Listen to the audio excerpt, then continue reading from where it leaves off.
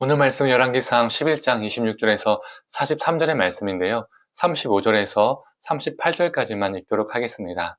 내가 그의 아들의 손에서 나라를 빼앗아 그 10지파를 내게 줄 것이요 그의 아들에게는 내가 한 지파를 주어서 내가 거기에 내 이름을 두고자 하여 택한 성읍 예루살렘에서 내 종 다윗이 항상 내 앞에 등불을 가지고 있게 하리라.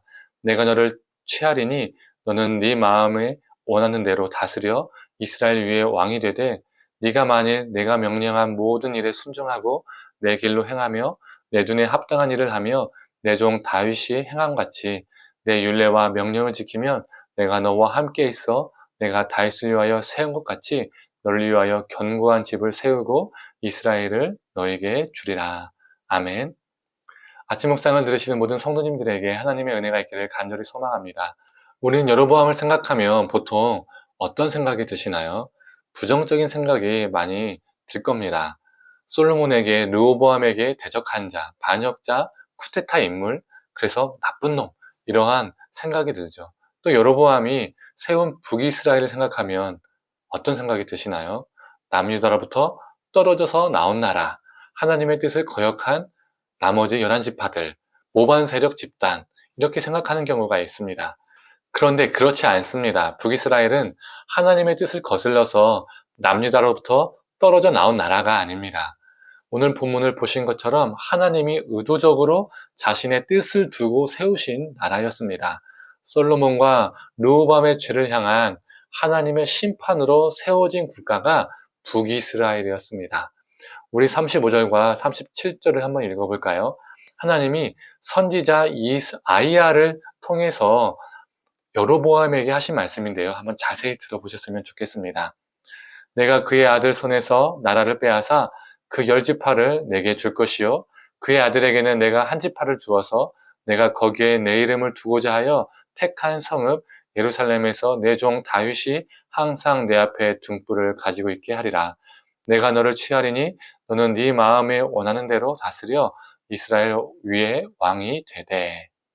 하나님이 솔로몬의 아들 르호보암의 손에서 나라를 빼앗아서 나머지 지파를 여로보암에게 주신다라고 약속을 하셨습니다.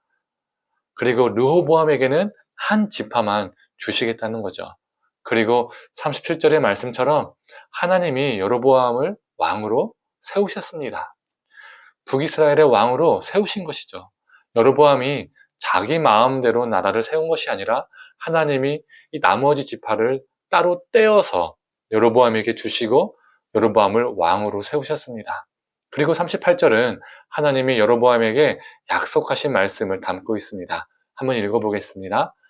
네가 만일 내가 명령한 모든 일에 순종하고 내 길로 행하며 내 눈에 합당한 일을 하며 내 종 다윗이 행한 같이 내 율례와 명령을 지키면 내가 너와 함께 있어 내가 다윗을 위하여 세운 것 같이 너를 위하여 견고한 집을 세우고 이스라엘을 너에게 주리라. 38절에 나오는 여로보암을 향한 하나님의 약속이 사무엘 7장에 나오는 다윗의 언약과 정말 비슷합니다.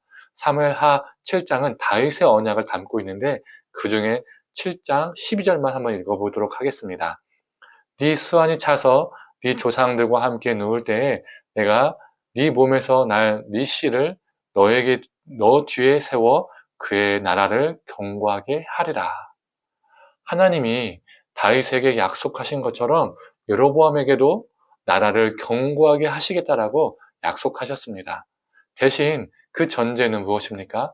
하나님을 향한 순종입니다.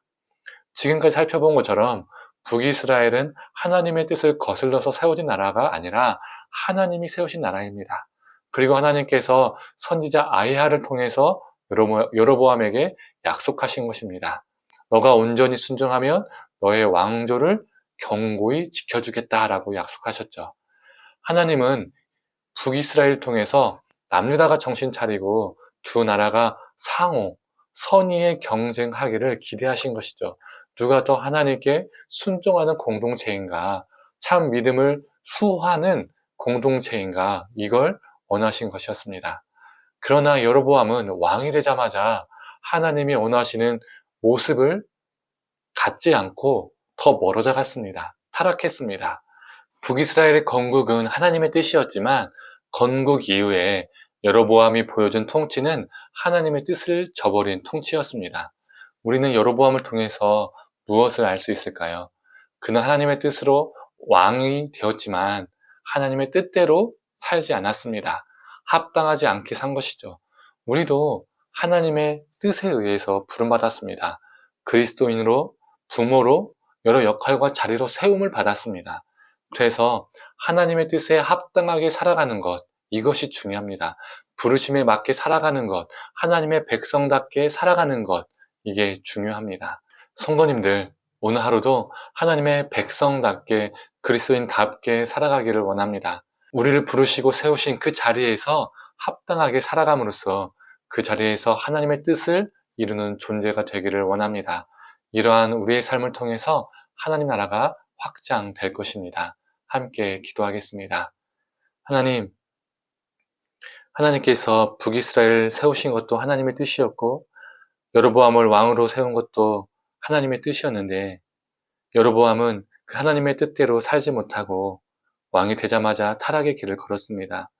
하나님, 우리가 이 순간에 목회자로, 장로로, 권사로, 또 집사로 부름받은 것, 또 부모로 부름받은 것, 각자의 자리에서 하나님의 수많은 역할을 하도록 부름받은 것, 우리가 그 모든 것이 하나님의 뜻인 줄 믿습니다.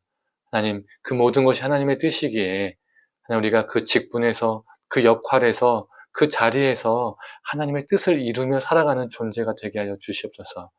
하나님의 뜻으로 세워졌지만 하나님의 뜻을 이루지 못하고 타락하는 존재가 아니라 우리 삶을 통해 하나님의 뜻이 드러나게 하여 주시옵소서. 오늘 하루도 그러한 날 되게 하여 주시옵소서. 감사드리며 사랑에 많으신 예수님의 이름으로 기도드립니다. 아멘.